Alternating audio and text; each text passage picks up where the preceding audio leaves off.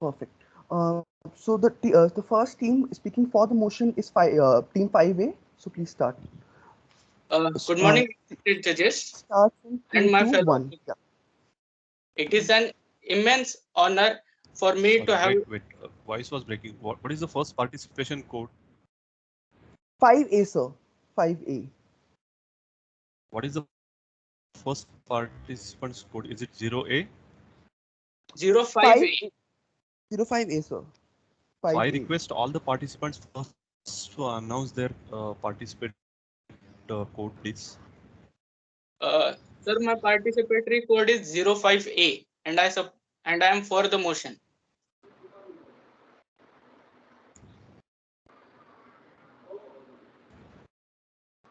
Should I Sorry, start? I'm not able to hear. I don't know if the problem is at my end or your end.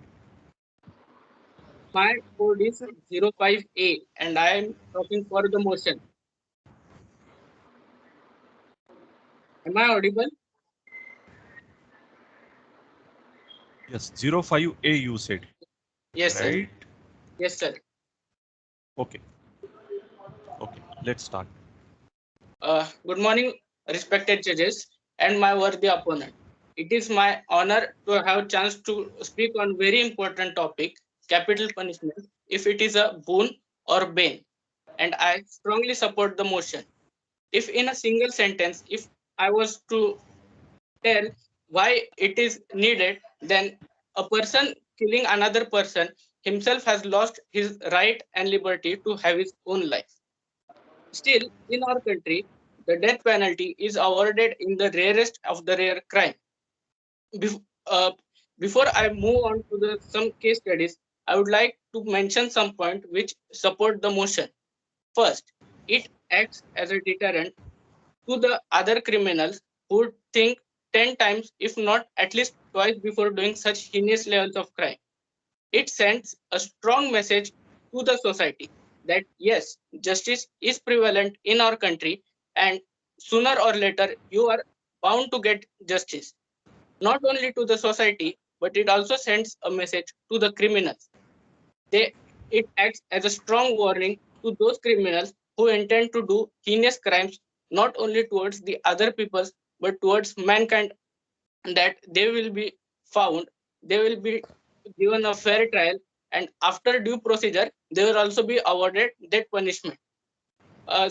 Some people say that they are people who have given the capital punishment. They are not given the proper platform, or they are not given proper hearing. To them all, I would like to tell that a due procedure is followed by our honorable Supreme Court before finally announcing the death punishment. Uh, first, uh, First the criminal has to go through district session court, and after that, the criminal goes through high court. Then again, a filter of Supreme Court is given. Then there is a review petition. Then there again is a curative petition, and after that petition, the final petition is the mercy petition, which after its denial, uh, finally awards the death punishment to the criminal.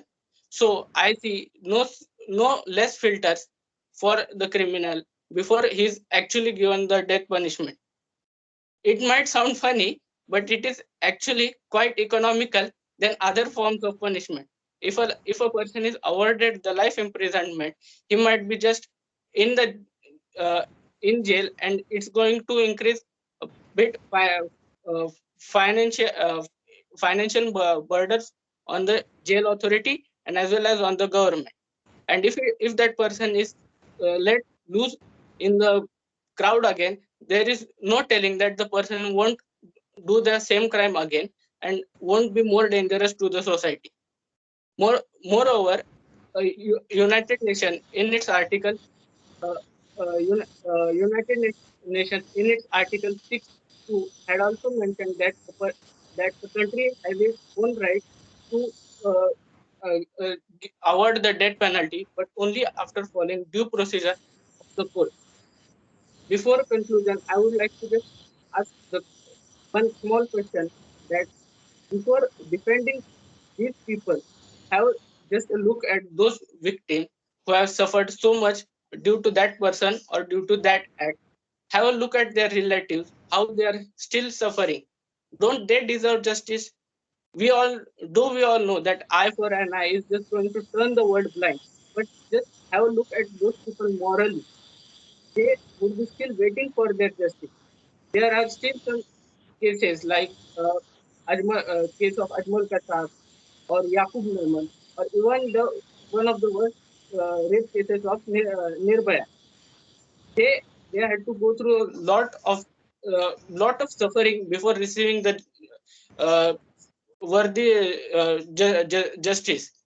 Uh, the parents of the Nirbhaya rape case, they received justice on 2020, almost 8 years later, after such heinous crime was committed. One can literally see that the level of crime was so barbaric that even thinking of that act boils our own blood. So I don't actually see any reason for those people to be let loose in the society, and they don't deserve any right to uh, be alive on the very on the very planet. Saying this, I conclude my speech. Thank you.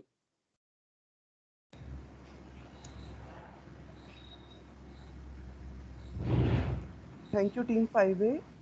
Good morning, ma'am. Sorry for delay in the entry. Team 13B will go against the motion. So, 3, 2, 1, start. Good morning, everyone. I am Speaker 13B, and I will be speaking on why capital punishment is a bane. Cesar Beccaria states that the law which detects and punishes the homicide should, in order to prevent homicide, commit public murders themselves.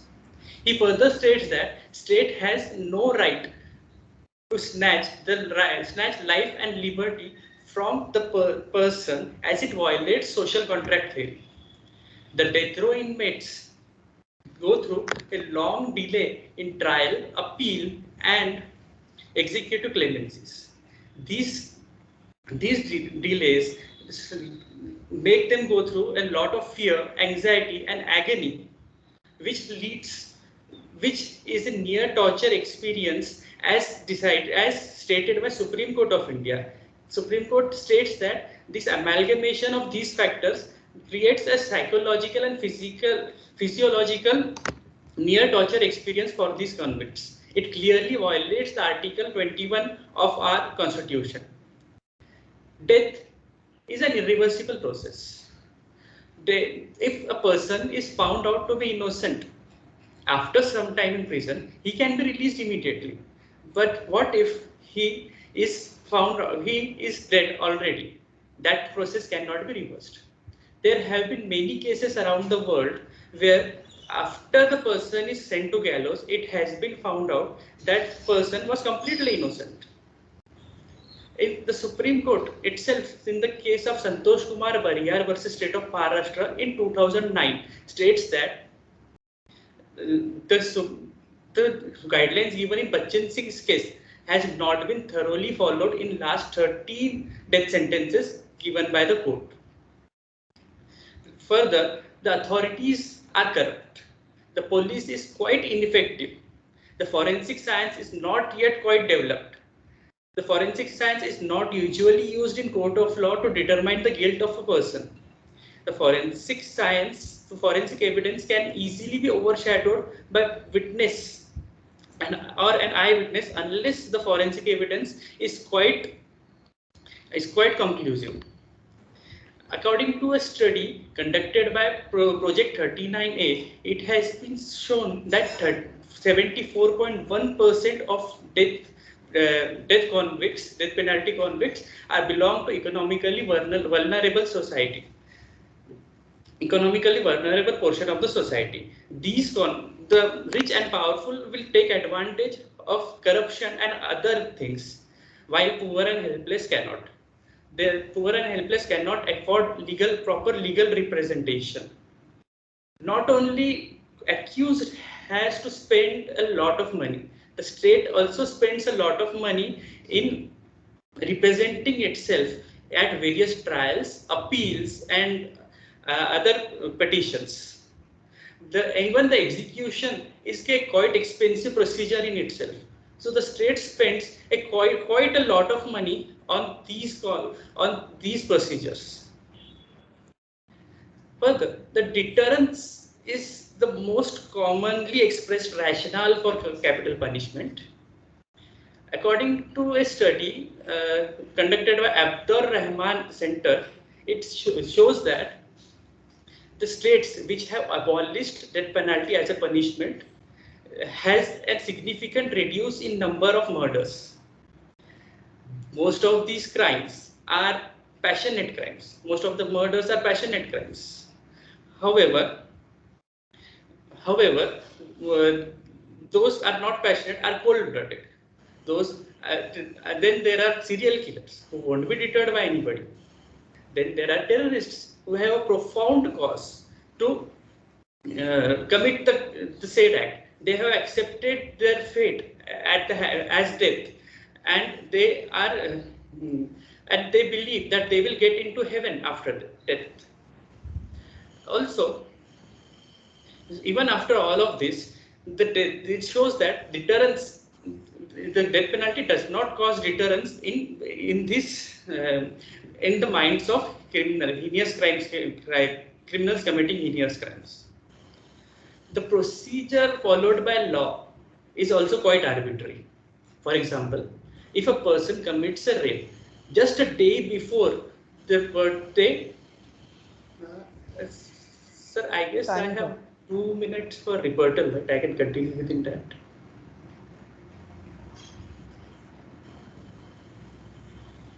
Sorry, I am not able to hear you.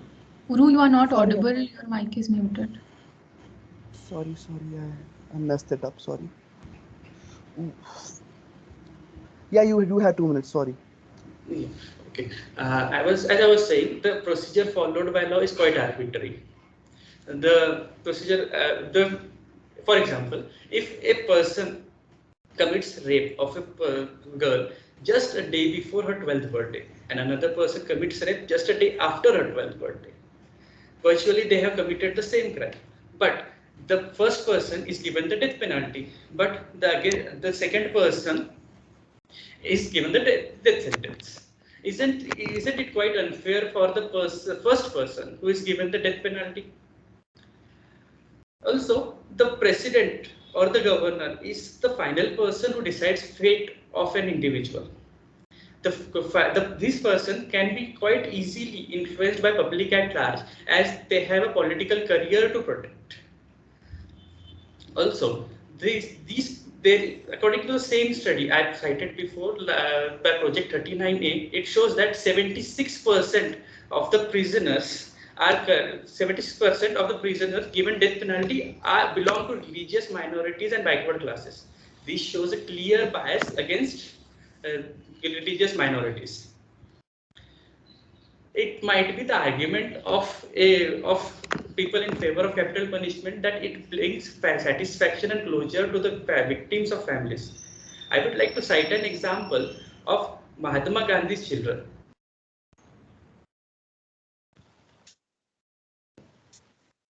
Hmm. Time's up for the rebuttal as well. Okay. Thanks. So, do I get the 2 minutes for rebuttal now? Yeah, you do that. So, team 5A starts in 3, 2, 1. Wait, Yeah. wait. Are they there or not? Because Sorry? their screen seems off. Their screen seems off. So, are they there or is there a connectivity problem? No, We can Sarang hear sir is you. there, I guess. Yeah. No. For the 13B, for my opponent. Okay. Okay. Okay. So, he is there. Yeah. So, Yeah, may I so start? yeah, you do get to rebuttal your points in the next 2 minutes. To the Continue. point that my fellow opponent mentioned in his speech that they are not given the fair trial before their execution, I would like to clear the fact that they have to go through quite a lot of filters that I have mentioned just some time ago, that from district court to Supreme Court. So they have got quite a lot of filters before going to capital punishment. Awarding of the capital punishment and the execution of capital punishment, there is a little uh, uh, difference of we can say that execution, proper execution. I mean, yes, there are many on the rows for the death punishment, but actual execution of the death punishment has been done to only those criminals who have done the heinous of the heinous crime. Point number two, that he had mentioned that they are not given proper representation in the legal way. To that also, I would like to tell to my fellow opponent that if a person is not able to afford a proper lawyer, court consider it as own responsibility to provide them with a good lawyer, so that the court would itself get to know their side too. And third thing that my fellow opponent had mentioned, that it is mostly biased. I fail to understand how it becomes biased when the court actually does not differentiate between who person of which class had actually done the crime, but rather what level of the crime that had been committed by the person determines the level of punishment that he gets. And the punishment, capital punishment, has been given only to those people who had done the most worst of the worst crime towards the humanity, like Ajmal Kasar or Yaqub Mehman. Those were terrorists and they had killed more than 200 people and had injured lots of people, and they had given. Thank you. Okay.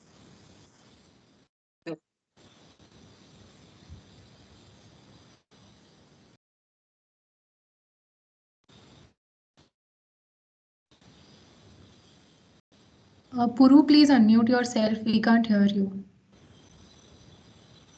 Issue. Yeah, so I've just been told by the volunteer that the judges have to mail the scores immediately after every round of debate. So we'll have to proceed with that. So So Uh, when we Guru, leave you our are saying that we have to send a score. yeah, exactly, sir. Yeah, so team Okay, 5A thank and you. 13B may leave the meeting now. Thank you so much. thank you, ma'am. Thank Thank you, sir. you. Uh, Also, Sarang sir, if it's possible, can you please mute yourself during the debates happening? Oh It's yes, bothering sure, the sure. recording. Sorry, I didn't realize that. Thanks for pointing out. One a little difficulty. I'm not sure whether network is bad at my end or in between both the contestants. The voice was breaking up or I was not Yeah, able to hear. yeah. So same So, was with okay others as well, right? sir, that happened with me for team 13B, but not with 5A. But if you're saying so, I'll check it again, like with the next team, if it's possible. Just a minute. Let me send the. Yeah, wait for a minute. Huh? I have also to send the result. Sure, sir, sure, ma'am.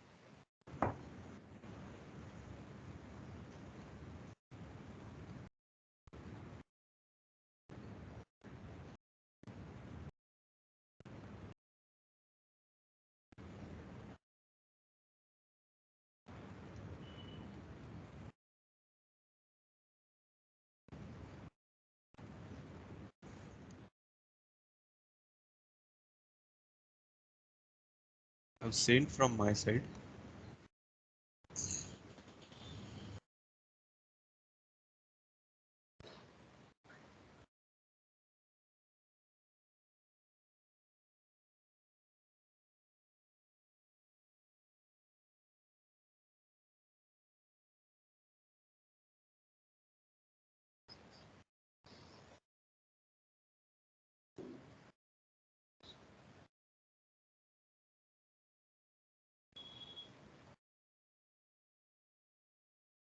Uh, so can we start with the next debate? The ma'am's fine with it.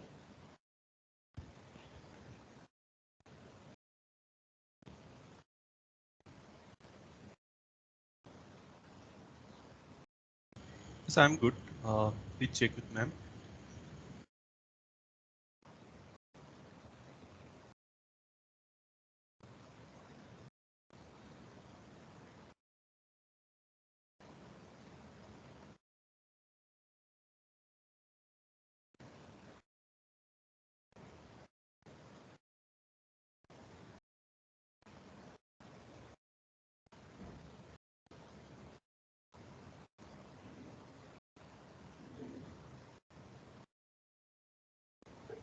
Vandana ma'am, are you done sending your scores?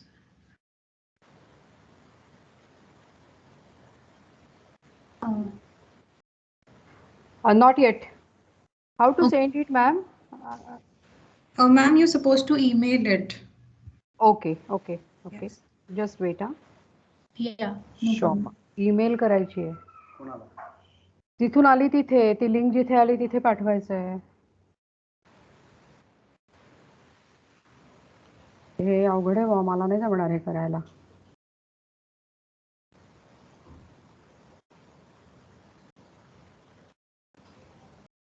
मला वाटलं काल तुला समजलं ते सगळं. 2 मिनिटं. Ma'am काही problem आहे का? मी स्टुडंट कोऑर्डिनेटर ईशा कर्णिक आहे. बोल ना, मी काही बोल. मदत करू? हो, 1 minute. Can you here me? Yes ma'am, I can hear you. Yes, we can, ma'am. कुठल्या मेलवर पाठवायचं आहे? मॅम ज्या ईमेलने तुम्हाला मिळालं त्याच ईमेलवरती पाठवायचं. लिंक आली तिथून ना? Okay.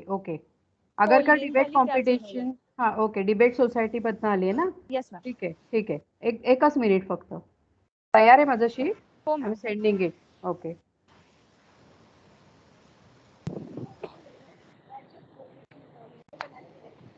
Yes, done. Done ma'am. Anything else I Yeah. can assist you with? No, it's okay. I am done. Okay ma'am. Thank you.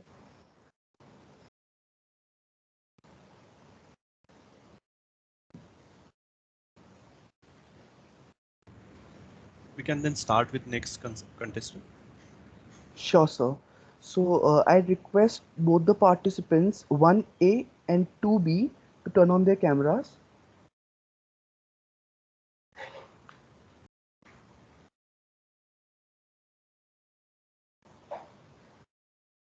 So guys, we'll start with the debate for capital punishment, a boon or a bane. Team 1A will speak for the motion and 2B will speak against the motion. The first team will get 5 minutes to speak. I'll notify when 1 minute left. I'll put a placard and say 1 minute left, and then again stop and time's up. Team 2B will get 7 minutes to speak. I'll again interrupt you at when 6 minutes are done and 1 minute left, and again then stop and time's up. Then team 1A will get 2 minutes to rebuttal their points, and then there won't be any warning. I'll say start and then stop, and then we'll finish with the debate. Perfect. Sounds nice. All Am right. Am I audible? Could you to both please of you? confirm if I am audible Yes, and you are. visible? Yeah, you are. Team 2B, am I audible? Yes, you are. Thank you. Perfect. Ma'am, can you please turn on your camera if it's possible? If it's not an issue. Vandana, ma'am. It is the discretion of the judges whether they want the camera or not. Is it? Oh, sorry, I But didn't for know that. picture's sake, at the end of the round, we would request you to switch on the camera. Perfect. Right now, it is your discretion, ma'am. Thank you, ma'am. Sorry for inconvenience. So, shall we start the debate? Team 1A start in 3, 2, 1. Sorry, sir has instructed you to speak your team code before you start. Okay? Yeah. Start in 3, 2, 1. Yeah. Good morning, everyone. This is team code 01A, and I'm here to speak for the motion. So, globalization has shrunk the world today, but it has brought with it plenty of other problems as well. The phenomenon of global terrorism has recently emerged to be one of the most serious threats to our society. When terrorists act upon their free will to attack innocent civilians and the civil society institutions, I personally think that all arguments against capital punishment would fail at that very point of time. And these are exemplified by the various attacks, be the attack on the Indian Parliament in December 2001, attack on the Akshardham Temple, attack on the World Trade Center in the United States, etc. So if such culprits are caught, then I personally feel that capital punishment is the only mechanism to save our civil society from such unscrupulous ideologies. Now, one of the most important or one of the most basic purpose of any punishment would be to discourage the criminals as well as prospective offenders from committing crimes in future. And I think capital punishment serves this purpose very well by being a great deterrent. It sends a message to the public that those who commit crimes will face the same consequences. Those who break the law will definitely incur the risk of punishment. When it comes to the constitutional validity of capital punishment, the Honorable Supreme Court of India has held capital punishment to be constitutionally valid.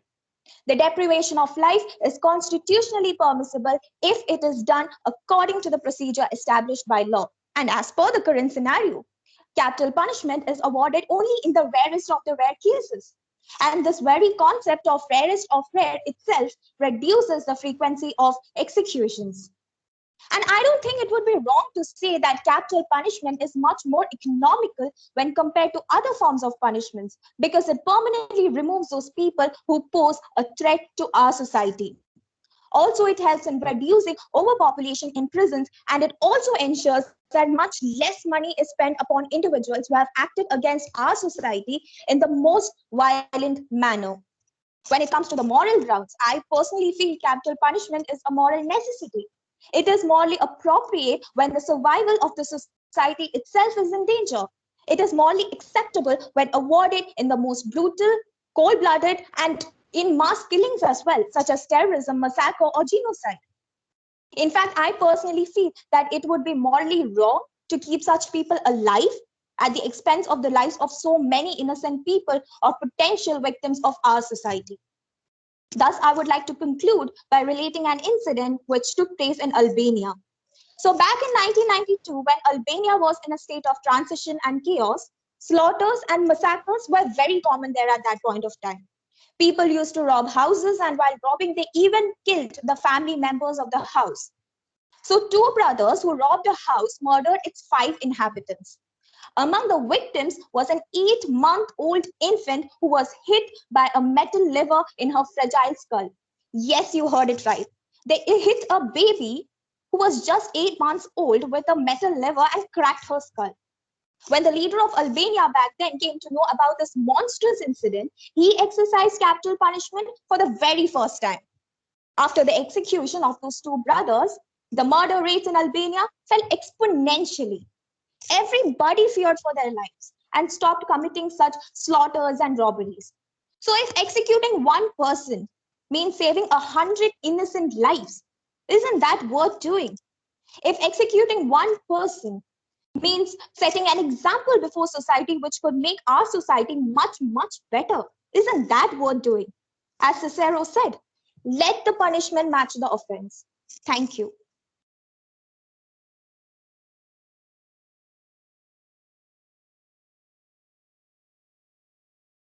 Thank you for your part. So Team 2B, shall we start with the again for the debate against the motion? Are you ready? Yes, that's fine. So just as a suit is followed, you'll have to speak your team code and then you start the debate. Yes. Start in 3, 2, 1. Okay.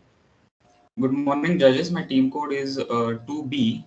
From what the speaker has said before me, what I gather is the arguments for capital punishment lie on principles or premises as follows. First, that capital punishment or death penalty has a deterrent effect and it has the greatest or the highest deterrent effect. And this follows from that every citizen or every individual fears for his life the most. Second is that the criminal is beyond cure or treatment. We see with the advent of modern criminology or modern criminal justice systems, in ancient laws, the criminal was only adjudged upon. He was only given a judgment.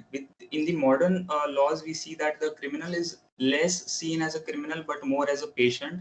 And the deviation that he shows is a representation of something innate inside of him. And thus, he must be more treated than merely adjudged upon. So the judgment has a more palliative nature.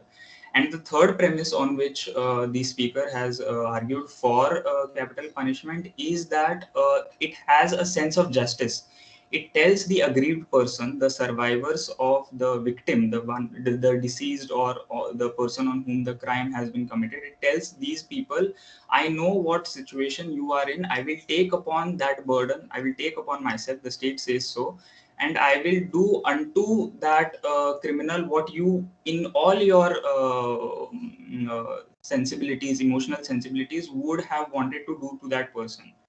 So it is not only justice. The speaker might say it is justice. I would rather say it is vengeance or expiation, because it is truly so. There is nothing wrong with that. Now, I would like to say about deterrence that death is the highest penalty and capital punishment has the greatest deterrent effect. I would agree, but I would agree that it has a deterrent effect. I would not say it has the highest deterrent effect.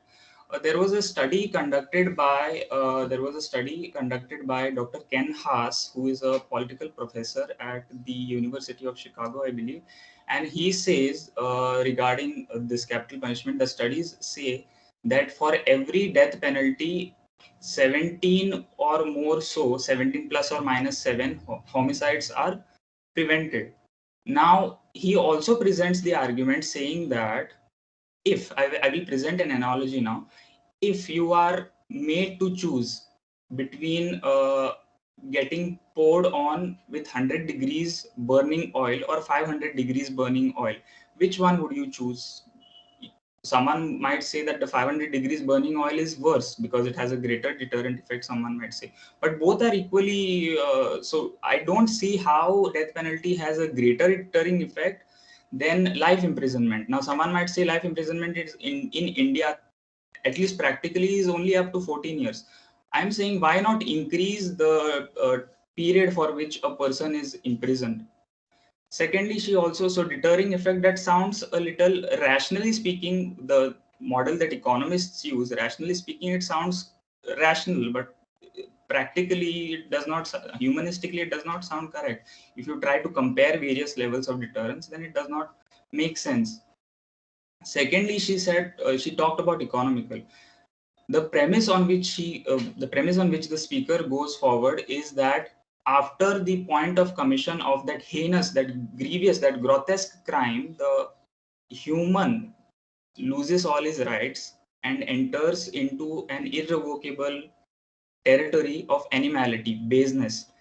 So that is the reason, by taking off all his human rights, including the right to life at the scaffold, what we are doing is making him a favor instead of avenging. That is what the speaker is trying to say.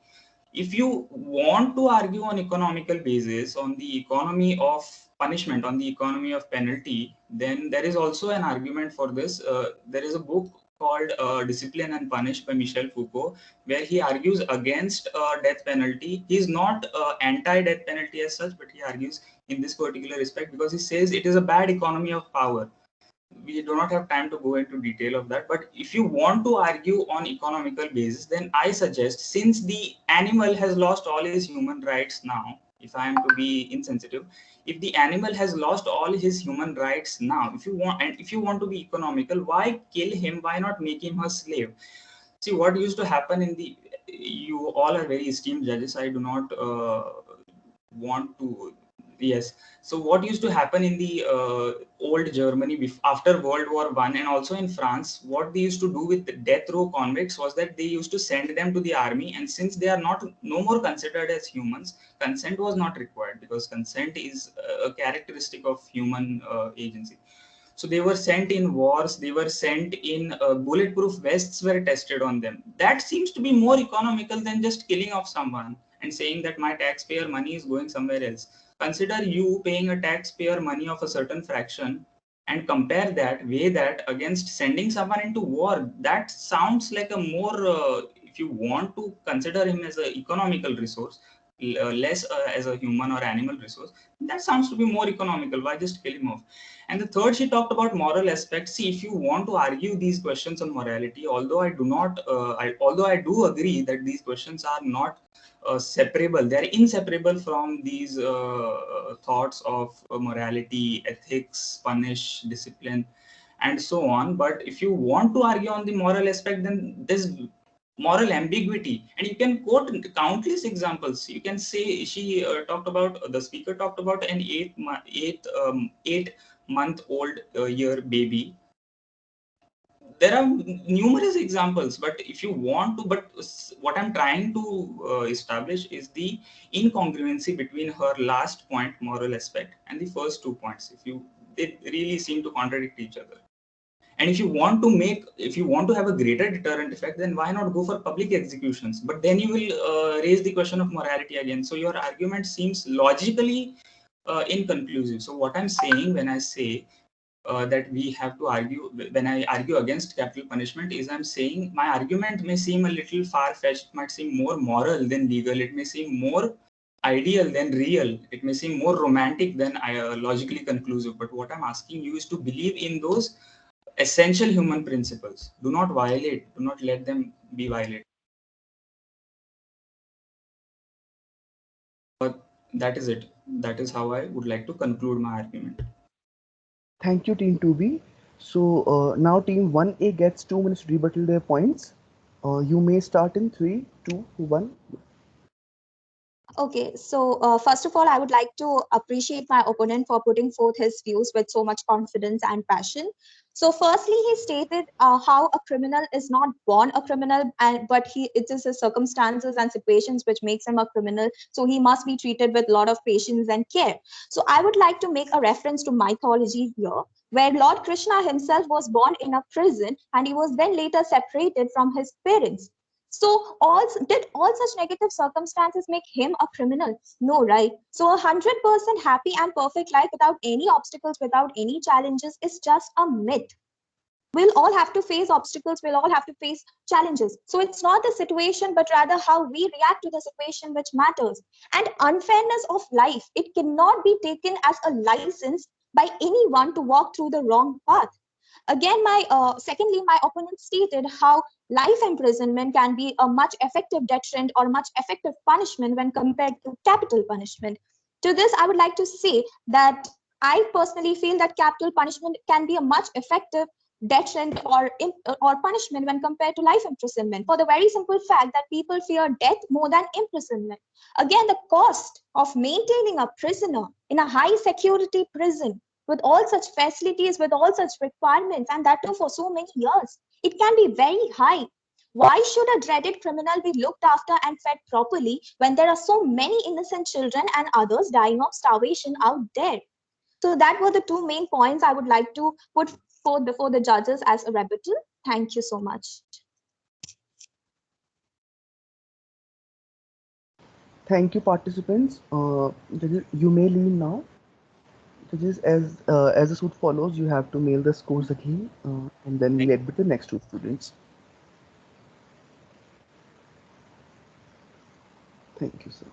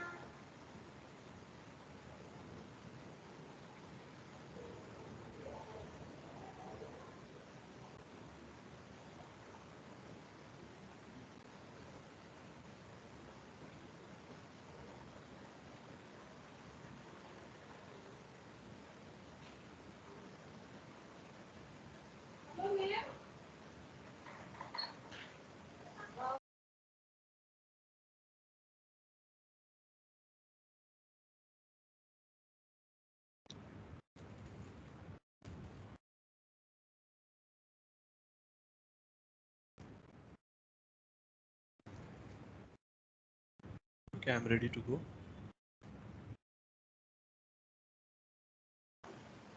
Perfect, sir. Let's wait for ma'am to finish up, and then we'll begin with the Thank you, sir.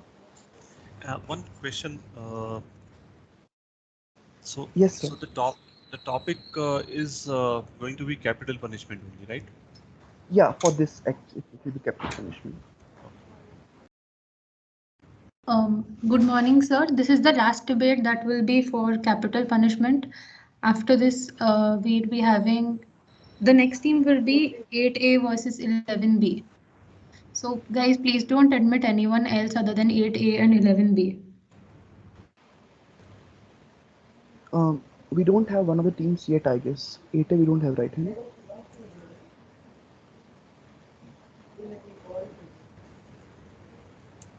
So if topic is going to be different, I would like someone to announce the topic as well, because when this girl started, the previous contestant, she started with globalization, and I thought that perhaps the topic is globalization, but later I realized that it's the same capital punishment. So if topics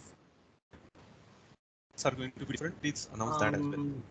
Excuse me, sir. Good morning. Good morning to everyone. I am the team representative 11B over here.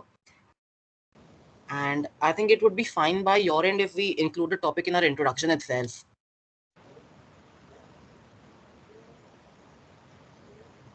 Hello, am I audible?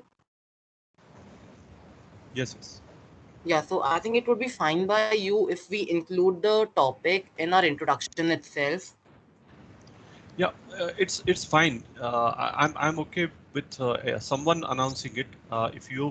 If the contestant is announcing it, maybe you will be losing 5 or 10 seconds of your time, given time, whichever way. Sir, I'll do that. I'll do that, sir. Not an issue at all. Can we start the debate, Yugandhar? Are the team members ready? Yeah, both the participants are in the meeting now. We can start. So I certainly request both the participants to turn on their camera.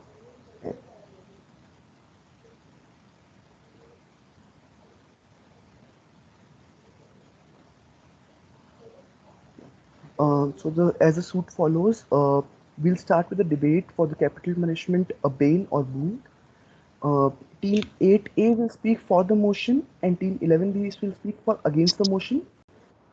The first team will speak for 5 minutes. I'll make a reminder at when 1 minute left, and then again at 5, and I'll say stop. Team 2 will speak for 7 minutes. I'll make a reminder at 6 minutes, and then again at 7 to stop. Then team 1, the team 8A, will get 2 minutes to rebuttal their points. That sounds right? Yeah. So we'll do a voice check. If everyone's audible to like all of us. Yeah, am I audible? Yes, you are. Team 11B.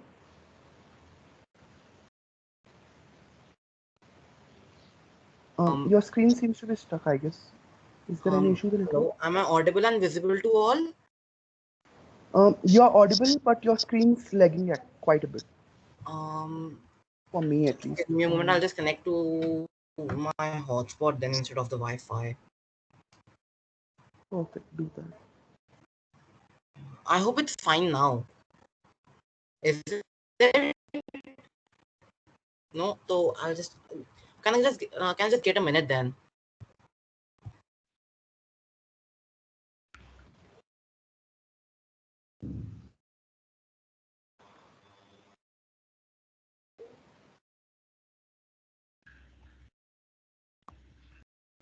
Yes, sir, let's wait for him to rejoin and then we'll start.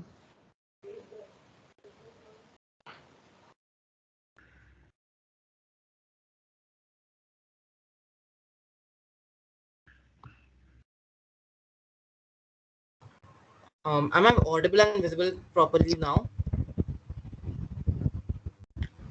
You aren't visible, but you are audible clearly. Okay, so I think there might be some net issues over here at my end. I think we can begin with the debate, and in the meantime, I can switch my position if that's fine by you people. Certainly, we have to show the screen participants. There's no issue like someone getting. I guess you're. Yeah, you are. Perfect. Just no. Again. Sorry for inconvenience, sir.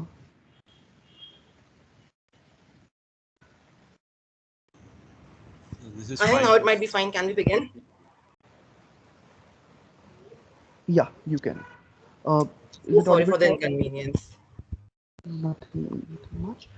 So we'll start with team 8A. So according like as sir has mentioned before, you have to speak your team code before we start, and the topic is capital punishment, a boon or bane. We'll start in 3, 2, 1, begin. So my team code is 8A, and I'll be speaking for the capital punishment. So let the punishment match the offense. That I believe is the basis of a legal system when it comes to criminal law. In a debate on capital punishment, it is important to also discuss the capital offenses. Just as capital punishment is the most extreme form of punishment, capital offenses for which administering the death penalty is even considered are the worst, most extreme crimes that can be committed against a society. In the countries that have retained the death penalty, it is considered to be an option for crimes such as treason, war against the government, murder, abatement of suicide by a minor, kidnapping for ransom, and rape. Some countries also consider it for certain drug trafficking crimes and terrorist acts. Repeat violent and homicide offenders are also considered. The point that I intend to make here is that the death penalty is estimated with the utmost seriousness and hence is only even considered for extremely violent and heinous crimes. It is not a sentence handed out on a whim.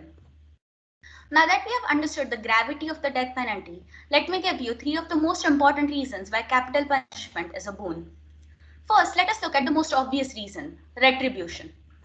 All of us agree that any crime that violates the law should be punished. Offenders who commit capital offenses not only violate the law but also violate the rules of humanity in the worst possible way. So, what is the appropriate retribution for such crimes if not the death penalty? A penalty needs to be extracted from the criminal to ensure justice for the victim. And there have been more than enough examples of the victim survivors feeling justified after their perpetrators were executed. One of the most recent instances of this is when Nirbhaya's mother said, when after Nirbhaya's remaining rapists slash murderers were executed, Nirbhaya's mother Asha Devi said, and I quote, "I hugged my daughter's photo and told her we finally got justice." There's another factor to consider with regards to retribution. If you fail to punish the crime with a punishment having the same dire consequences that the crime did, then we risk the public taking the law in their own hands and ensuring some sort of vigilante justice, riots, or taking the law in their own, or committing acts of private acts of vengeance. While vengeance is fueled by hatred, retribution is rationally thought out in the court, carefully considered, and is always the better solution. Secondly, believe it or not, the death penalty acts as a deterrent to future crimes of such nature, while also ensuring that the same criminal does not get opportunities to ruin any more lives than they already have.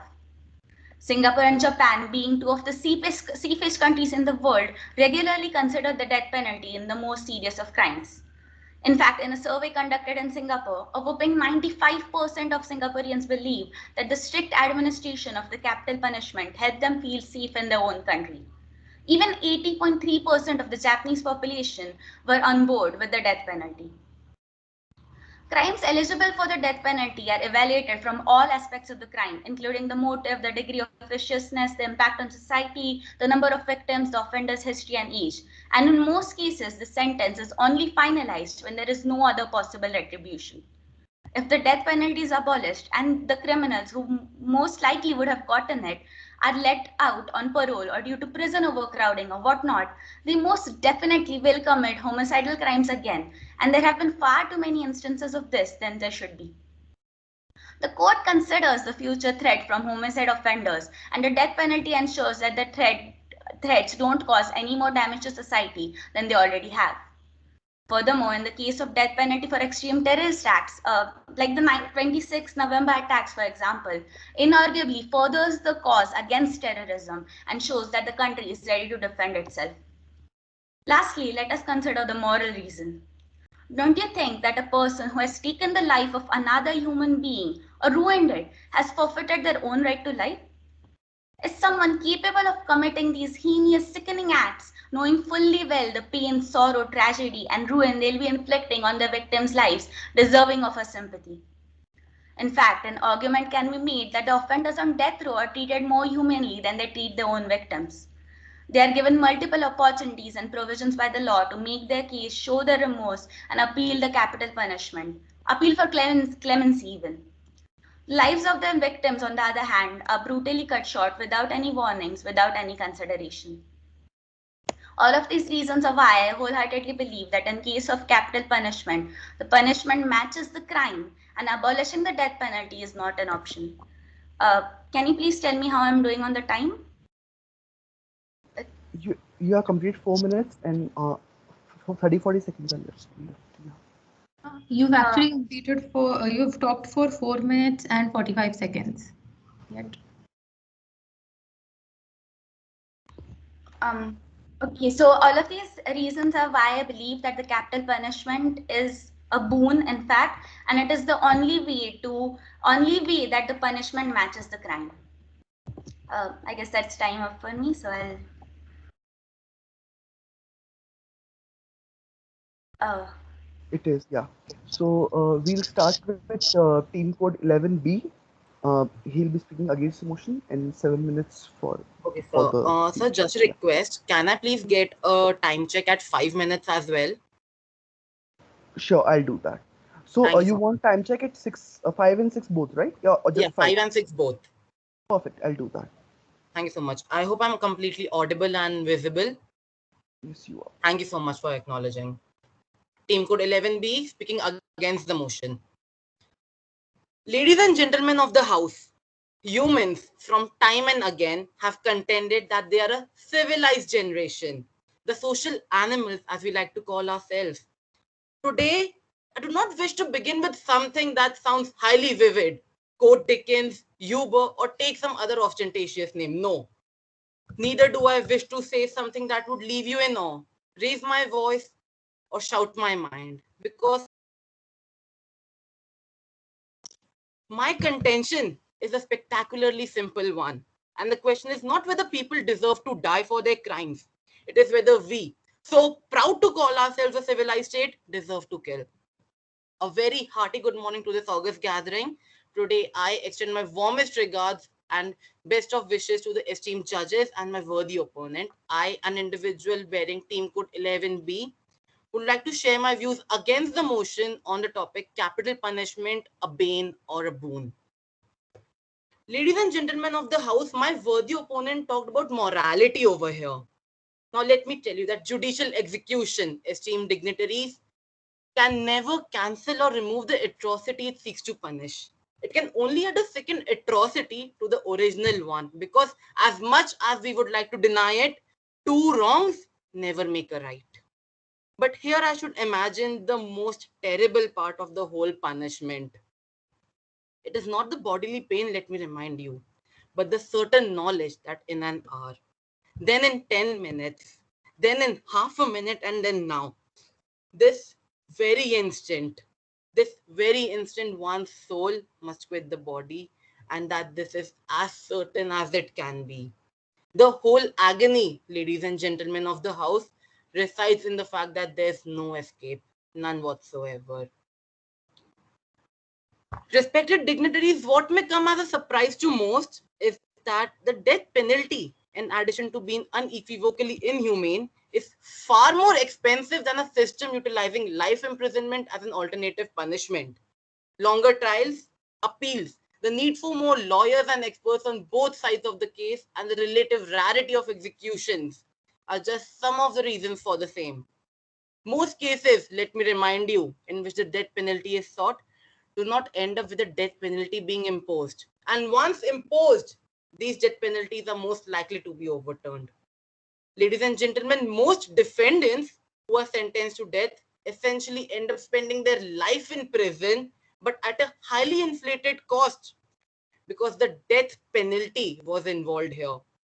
If we go by the statistics now, as per the California Commission on Fair Administration of Justice, in the year 2008, the annual cost of death penalty system was at $137 million. $137 million. Okay. As opposed to a cost of the system, which would impose a maximum penalty of lifetime imprisonment, which rounded up to be only $11.5 million per year.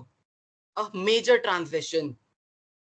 The death penalty, ladies and gentlemen, diverts resources from a genuine crime control measure like education and rehabilitation of convicts and police reforms.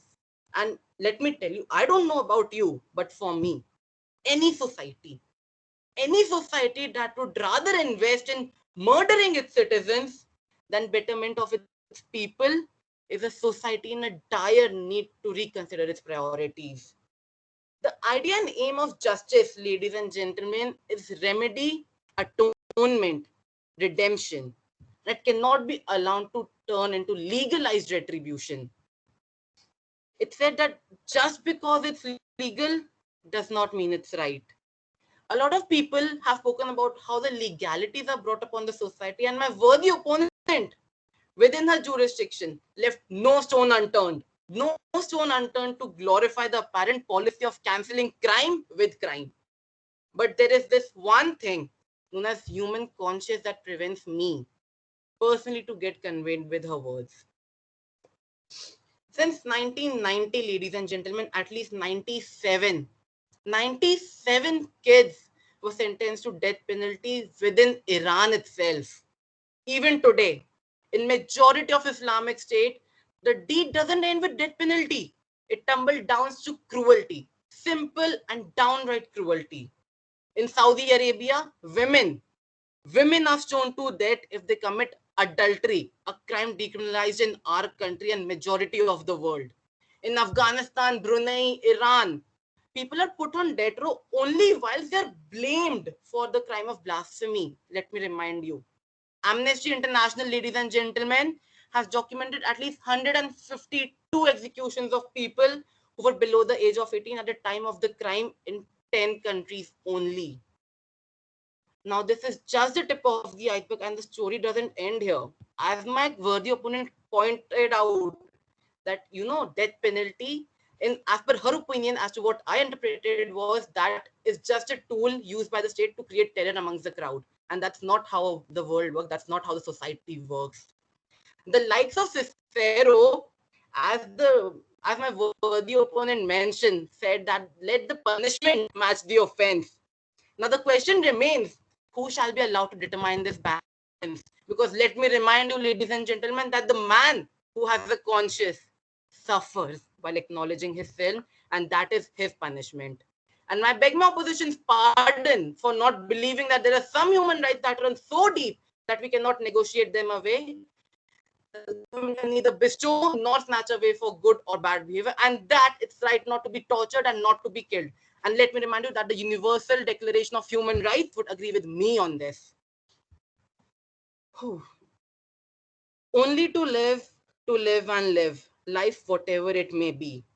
Since time immemorial, we have heard this one thing, that justice denied anywhere is a damage to justice everywhere.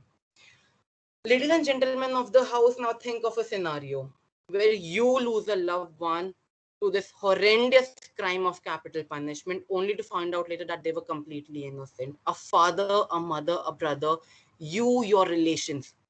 Who are we going to hold accountable then? Would the state take responsibility? I ask you this simple question today, would that person come back to life? And not once, not twice. This has happened 100 times. With this, I rest my argument, and I would say that unlike Himmler, who claimed that compassion is for the weak, it's only for the weak when in a world which is delusional and unable to identify the glory in the dark spots. Thank you so much, and I rest my argument. Thank you, participant 11B. So the participant 8A gets another 2 minutes to rebuttal their points. There won't be any reminders in between. I'll just say start and stop. Your time starts in 3, 2, 1. Yeah. So since this is for rebuttal, let me start by, so my worthy opponent brought up a lot of notable points, but these are the points that I would like to contest. So he brought up how people on death row take up a lot more of the taxpayers' money than people who are simply given life imprisonment. Let me ask you these questions. Is a prison system really equipped enough um, to deal with this variety of criminals? Is it well developed enough, well thought out enough to rehabilitate these offenders? Is it well developed enough to bring a change in the people who are capable of committing these violent, serious crimes in the first place? And that is not only all. This is a very psychological way of looking at it.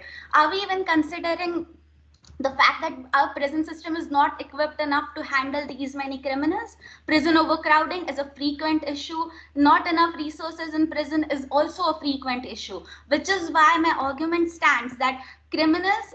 So there have been multiple cases in the US, in fact, where prisoners who had committed homicides of the most grave nature, they were let out on parole because of prison overcrowding, by considering the offender's age and stuff and assuming that they won't commit any more crimes, and then they went on to commit multiple homicides. So is the prison system equipped enough to handle this type of rehabilitation that you were talking about?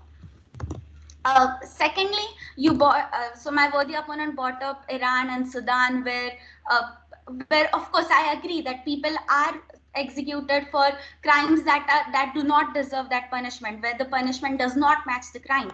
But is the way to solve that crisis abolishing death penalty completely, or is it to rewrite the laws, rewrite the human rights arguments to ensure that the punishment is only given out to people who actually deserve it?